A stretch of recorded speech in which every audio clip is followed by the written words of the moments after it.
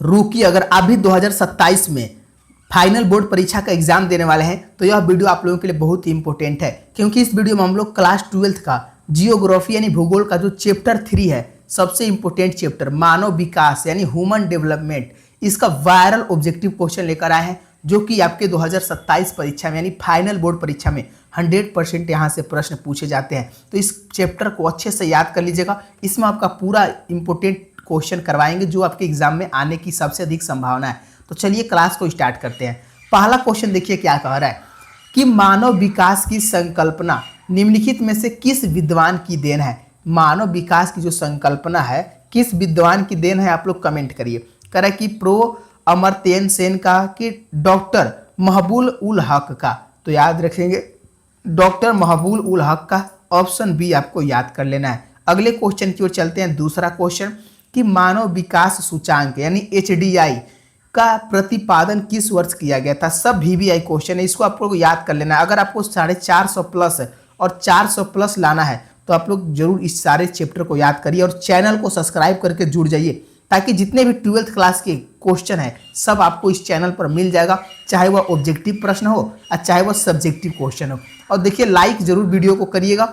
दूसरा क्वेश्चन देखिए, मानव विकास सूचकांक का प्रतिपादन किस वर्ष किया गया था। तो याद रखेंगे ऑप्शन बी हो जाएगा 1990 में। कब किया गया था? 1990 में किया गया था, ध्यान रखिएगा।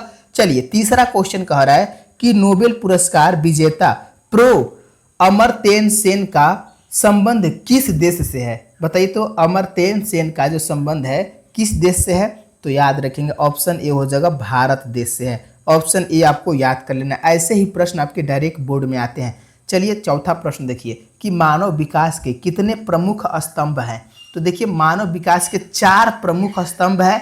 कौन कौन? तो समता, सतत पोषणीयता, उत्पादकता और सशक्तिकरण। ये जो है 4 हैं जो कि प्रमुख स्तंभ है, इसको आपको याद कर लेना है। चलिए अगला क्वेश्चन देखते हैं। 5वां प्रश्न कह रहा है कि मानव विकास सूचांक यानी HDI का मापन किस पैमाने के बीच किया जाता है। तो याद रखेंगे मानव विकास सूचांक का जो मापन है ना, वो 0 से किसके बीच? 0 से 1 के बीच किया जाता है। इसको आप लोग याद कर लेंगे, ऑप्शन ए सही हो जाएगा। चलिए आप लोग को समझ में आ रहा है कि नहीं, एक बार कमेंट में जरूर बताइएगा। ये सब इंपॉर्टेंट क्वेश्चन है और क्लास को अंत तक जरूर देखिएगा, तभी आपका पूरा क्वेश्चन कंप्लीट हो पाएगा। करें मानव विकास के 3 मूलभूत क्षेत्र कौन कौन से हैं। देखिए मानव विकास के जो 3 मूलभूत क्षेत्र है ना, वह स्वास्थ्य, शिक्षा और संसाधनों तक पहुंचे, यही है 3 मूलभूत क्षेत्र। ऑप्शन ए आपको याद कर लेना है। अगले क्वेश्चन की ओर चलते हैं। 7वां प्रश्न करें कि विश्व में सर्वोच्च प्रथम स्थान मानव विकास सूचांक वाला देश सामान्यतः कौन सा है। यानी विश्व में सर्वोच्च मानव विकास सूचांक वाला देश जो है ना, कौन सा हो जाएगा। तो याद रखेंगे नॉर्वे या स्विट्जरलैंड है। कौन है? नॉर्वे या स्विट्जरलैंड है। ऑप्शन ए आपको याद कर लेंगे। अगला क्वेश्चन देखते हैं। 8वां प्रश्न कि निम्नलिखित में से कौन सा देश सकल राष्ट्रीय प्रसन्नता को देश की प्रगति का आधिकारिक माप मानता है। तो कौन सा देश हो जाएगा। तो याद रखेंगे 8 का आंसर हो जाएगा ऑप्शन बी भूटान। भूटान जो है वो सकल राष्ट्रीय प्रसन्नता को देश की प्रगति का आधिकारिक माप मानता है। ऑप्शन बी एकदम आपको याद कर लेना है। चलिए अगला क्वेश्चन देखते हैं। 9 क्वेश्चन कह रहा है कि मानव विकास का सबसे पुराना उपागमन कौन सा है। तो मानव विकास का जो सबसे पुराना उपागमन है वो कौन सा है, उपागम कौन सा है। तो 9 का आंसर याद रखेंगे आय उपागम है। ऑप्शन ए आपको याद कर लेना है। अगले क्वेश्चन की ओर चलते हैं। 10 क्वेश्चन की आधारभूत आवश्यकता उपागम को मूल रूप से किस संस्था में प्रस्तावित किया गया था। तो याद रखेंगे अंतर्राष्ट्रीय श्रम संगठन में प्रस्तावित किया गया था। ऑप्शन ए आपको याद कर लेना है। चलिए नेक्स्ट क्वेश्चन देखते हैं। 11वां प्रश्न करें अंतर्राष्ट्रीय श्रम संगठन ने मानव के लिए कितनी मूलभूत आवश्यकताओं की पहचान की थी। तो 6 मूलभूत आवश्यकताओं की पहचान किया था। भोजन था, जल था, स्वच्छता था, आवास था और स्वास्थ्य था और शिक्षा था। यही जो 6 है जो कि मूलभूत पहचान किया था, इसको याद कर लेना है। चलिए 12 प्रश्न देखिए कि क्षमता उपागम का संबंध किस विद्वान से है। तो क्षमता उपागम का जो संबंध है ना, वो प्रो अमर्त्य सेन से है। किससे है? प्रो अमर्त्य सेन से है। ऑप्शन बी आपका सही हो जाएगा। चलिए इसको भी आपको याद कर लेना है। नेक्स्ट क्वेश्चन देखते हैं। 13 प्रश्न कह रहा है क्वेश्चन नंबर 13 कि वृद्धि और विकास के संदर्भ में कौन सा कथन सत्य है। तो वृद्धि और विकास के संदर्भ में कौन सा कथन सत्य हो जाएगा, तो पहला ही जो है कथन है वो सत्य हो जाएगा।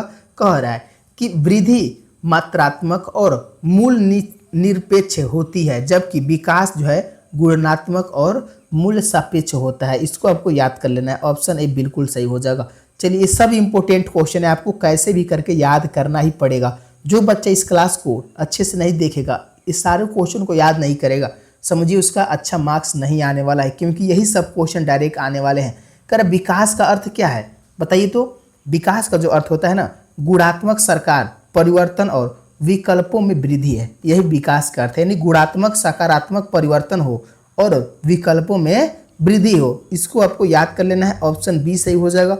चलिए अगला क्वेश्चन देखते हैं, 15 प्रश्न कि यूएनडीपी का पूरा नाम क्या है, यानी इसका फुल फॉर्म बताइए यूएनडीपी का।